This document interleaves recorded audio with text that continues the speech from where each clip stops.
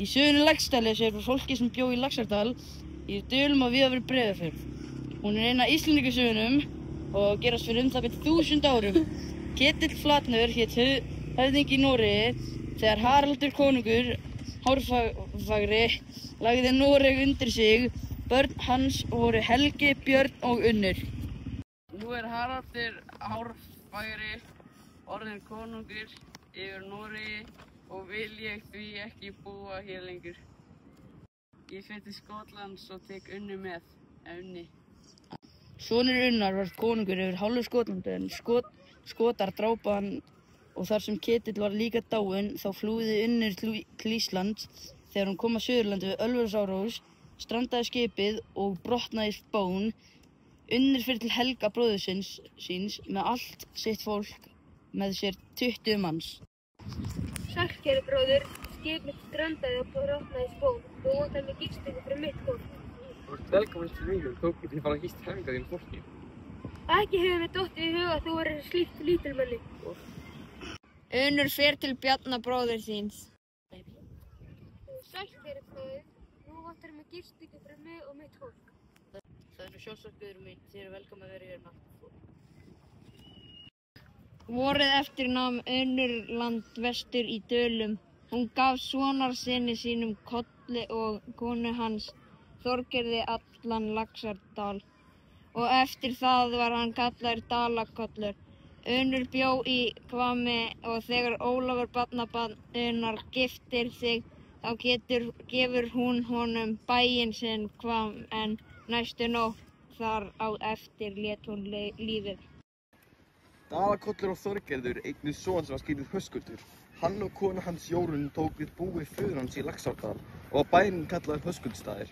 Jórunn og Höskuldur eignuðust 4 börn. Höskuldur segir við Jórunni: Ég ætla að fara til Noregs að kaupa timbur í nýjan bæ. Þegar hann var kominn yfir hafið ákvað hann að fara á skemmtun í Brennheim. Þar kom hann stóru tjaldi sem maður var ásamt nokkrum konum. Hvað heitir þú? Ég heiti Gilli. Höskuldur vissi að Gilli var auðugur kaupmaður og sagði: Þú hefur einhverja hluti til að selja mér sem ég geti hugsað mér að kaupa. Hvað ertu að kaupa? Ég vil kaupa af þér ambátt. Viltu líta á konuna? Hversu dýr er þessi kona? Ég vil kaupa hana. Hún kostar 3 markir silfur. Já, það er nokkuð dýrt. Því þetta er 3 ambátta verð. Þú getur valið einhverja aðra og farð hana fyrir einu mark. Ég ætla að athuga fyrst hversu mikið silfur ég er með. Það er gagn á konunni. Hver er hann? Kona þessir ómúla og ætla ég að hún kunni ekki að mæla. Vigtaðu fyrir mig silfrið. Við skulum sjá hvort ég hef ekki nóg. Geri það og reynir silfrið eða 3 markir. Þá hefur það tekist á meðal okkar viðskipti. Og mun ég taka konu þess með mér að þú tekur silfrið. Höskuldur lét konuna hafa klæðnað sem hann var með í kistu sinni og talaði fólki hvað henni færi vel góð klæði. Réttu seinna sigldi Höskuldur aftur til Íslands með ambátt sína og skipi hlaðið timbri. Eftir að Höskuldur fer aftur til Íslands með ambáttina fer hann aftur heim til konu sinna hann Jórunn á Höskuldsstöðum. Höskuldur labba á húsi sínu með ambáttinni. Þeir koma á húsinu og banka á hurðina. Jórunn opnar hurðina og segir í spyrjandi rödd: Hver er sú kona sem er með þér? Svo mun ég þykja sem ég svari þér skæti. Ég veit eigi nafn hennar. Ég hef frétt að þið hafið talið aðeins meira svo að það væri skrítið að þú hafir ekki spurt hana að nafni. Höskuldur endaði því að segja konunni sinni allan sannleikann. Hún líka og myndi eiga heima með þeim á Höskuldsstöðum. Á endanum segir kona hans: Eigi mun ég deila með frænku þína Höskuldur og allra síst ef hún er bæði dauf og mállaus. Höskuldur sá með konu sinni á hverri nótt að beita nærri enga athygli til ambáttarinnar, en eitt sem allir sáu var að hún væri enginn vitleysingur. Veturinn eignaðist ambáttin stórt og fallegt barn. Höskuldur var kallaður til fæðingarstaðsins og spurður hvað barnið átti að heita. Höskuldur sagði að barnið myndi heita Ólafur því að móðurbróðir hans Ólafur Feilan hafi dáið ekki lengi. Sumarið fór Jórunn til Höskulds og sagði við hann: Nú þarf þú að taka ákvörðun frilla þín, tekur upp vinnu aðeins og restin af góðu fólkinu hérna eða hún hankast hér í Vesturbænum. Eftir að hafa talað við Jórunni fer Höskuldur yfir til ambátturinnar og segir henni að fara í vinnu. Ólafur Höskuldsson var bráðþroska. 2 vetra gamall Ólafur var altandi og hafði ágætan orðaforða fyrir aldurinn hans og hljóp eins og 4 vetra gamalt barn. Morguninn á einum góðum sumardegi fer Höskuldur úr húsi hans og lappar tóman bæinn. Hann heyrir mannamáli niður við lækinn og fer að skoða málið. Þar sér hann mállausa ambáttina að tala við Ólaf. Höskuldur labbaði ambátinn og spurði hann að nafni. Ambáttin sagði við hann: Nú get ég ekki fulið hver ég er. Ég heiti Melkorka, ef þú vildir vita. En hvaðan kemur þú frá? Ég er frá Írlandi og faðir minn Lífakka er konungur í Írlandi. Þar var ég hertekinn 15 vetra gömul til Noregs. Ég var hætt og vissi ekki einu sinni hvar ég var. Þegar þú keyptir mig, ég tók mig til Íslands, þá var það í fyrsta skipti sem ég leið öryggan langa tíma. Eftir samtalið með Melkorku fer Höskuldur til Jórunnar til að segja henni fréttina af ambáttinni væri ekki það sem ég héldu. Jórunn breytti ekki skoðun sinni Melkorku en Höskuldur leit á hana með öðrum augum eftir þetta. Kvöld eitt var Melkorka að hjálpa Jórunni úr sokkunum og lagði það á gólfið. Jórunn tók upp sokkana og slóði með höfuð Melkorku. Melkorka reiddist og kýldi Jórunni svo að það blæddi úr nösum hennar. Eftir þetta flutti Höskuldur Melkorku inn í Laxárdal.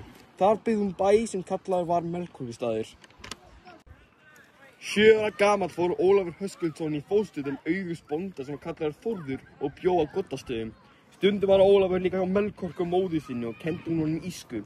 Þegar Ólafur var 17 ára kom móðir hans að máli við hann. Ólafur minn, af hverju ferðu ekki til Írlands að heimsækja frændfólkið? Já, ég er búinn að nefna það við föður minn en hann tók því illa að láta mig fá pening fyrir ferðinni. Melkorka líka ekki lengur að hann Ólafur væri kallaður ambátasöður og ákvað að taka máli í sínar hendur. Það var maður sem kallaður Þorbjörn Skrjúpur sem vildi giftast henni áður en hann vildi það ekki. Nú tekur hann upp á boðinu og giftist honum til að hann borga ferð Ólafar. Ég mun giftast Þorbjörni og fá hann til að borga ferðina á meðan Höskuldur faðir þinn er á Alþingi. Hann fær fyrir að 2 leiðilegar fréttir samtímis. Nú fer Ólafur til að leita Þorbjörn og biður hann að lána sér vaðmál. Mr. Ora Farmer, bro. Gætir þú lána mér vaðmáli? Já, ég get gert það ef ég má giftast móður þinni. Það er dýll, en ertu til í að halda þessu leyndi? Stuttu síðar. Ólafur, ég er að fara til Alþingis. Kemur þú ekki með mér? Nei takk, ég má ekkert vera því ég er að hlaða gerðið handa lömbum. Höskuldur líkaði vel og var Ólafur eftir heima. Eftir að Höskuldur var farinn var haldið brúðkaup Melkorku og Þorbjarnar og Ólafur fekk nægilegt vaðmál. Ég veit skip sem liggur við Hrútafjörð. Því stýrir norskur maður sem heitir Örn og ég hef samið við hann að fá far með honum til Noregs. Góða ferð, Ólafur minn. Hér er gullhringur sem ég vil þú taka með þér. Þennan grip gaf faðir minn mér að tannfé og vænti ég að hann þekki hann ef hann sér hann. Þennan hníf og þetta belti vil ég að þú gefur fóstri minni á Írlandi og mun þekkja þá. Ólafur fór til skips og sigldi til Noregs. Þegar Höskuldur kemur heim frá Alþingi frétti hann allt sem hafði gerst. Hann var ofboðslega reiður en ákvað að gera ekkert í því. Vorið vildi Ólafur halda ferð sinni til Írlands eftir að hafa verið hjá Haraldi Gráfelli konungi í Noregi við hirð hans með Erni veturinn. Örn var ekki viss að fara með honum því hann vissi ekki neitt skip sem þangað færi sumarið. Gunnhildur drottning heyrði í þeim tala og fékk þeim skip til fararinnar. Ég færi ykkur skip til ferðar ykkur til Írlands. Takk fyrir aðstoðina þína Gunnhildur drottning. Í mikilli þoku sigldu þeir og vissu ekki hvar þeir væru. Þeir koma að landa að nóttu til og þegar birtu kom þá sáu þeir að þeir væru við Írland. Ég tel við séum langt frá höfnum eða kaupstöðum þar sem útlendir kaupmenn Membu Igga koma að landi. Ef Írar koma að munu þeir yrða skipið og allt sem í því er. Við skulum ekkert að áhyggjur af því. Af þeim kemur fjöldi manna ofan á landi. 2 menn reru bátinn og spyrja á írsku hverju þeir séu. Ólafur svarar á írsku. Írarnir segja þeim að fara af skipinu og skilja allt fé eftir og ekkert mun gerast fyrir þá og það konungur dæmi í máli þeirra. Það eru lög að við eigum að láta lausar eigur okkar ef við erum ekki með túlk, en ég tala írsku svo að þið verðið að láta okkur í frið. Írarnir æptu heróp og vaði í sjóinn af skipinu. Ólafur biður skipverja sína að taka upp vopn og fylgja liði á skipinu.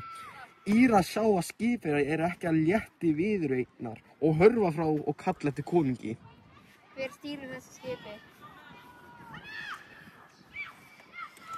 Ólafur heitir hann, en hver er þú vasklegi riddari sem talar nú við mig? Ég heiti Myrkjartan. Ert þú konungur Íra? Já, það er ég, en hvaðan eru þið og hverra manna eru þið? Segir mér Ídum af Noregi, en þetta eru hirðmenn Haralds konungs Gunnhildarsonar sem hér er innan borðs, en það er frá ætt minni að segja að faðir minn býr á Íslandi og heitir Höskuldur, en móður ætt mína vænti ég að þér þekki betur en ég, því að Melkorka heitir móður mín og er mér sagt að hún sé dóttir þín konungur. Konungur trúir þessu ekki alfarið og vill ræða meira við Ólaf og hans menn og sleppir öllum á skipinu lausum. Ólafur og Myrkjartan ræða saman. Ég hef gullhring á hendi sem Melkorka gaf mér að skilnaði á Íslandi og sagði hún að þú, konungur, hafi gefið henni að tannfé. Já, ég þekki þennan hring og þú ert líkur Melkorku, móður þinni. Konungur bauð Ólafi til hirða sinnar og lét menn vakta skipið. Mikil frétt þótti það að dóttursonur konungs, sonur Melkorku, var kominn sem hafði verið hertekinn hans 15 ára gömul. Síðan hitti Ólafur fóstru móður sinnar sem hefði gefið henni hníf og belti og móðir hans hafði beðið hann að taka það með sér sem sönnunargagn að hann væri afabarn konungs. Fóstra Melkorku þekkti grípuna strax. Konungur hafði svo mikið dálæti á Ólafi að hann vildi að hann tæki við kórunni eftir sinn dag, en Ólafur afþakkaði og sagði að hann vildi ekki stofna til fjandskapar við syni konungs. Þegar Ólafur fór til Íslands gaf konungurinn spjót, gullrekið og sverð og fleiri fjármuni.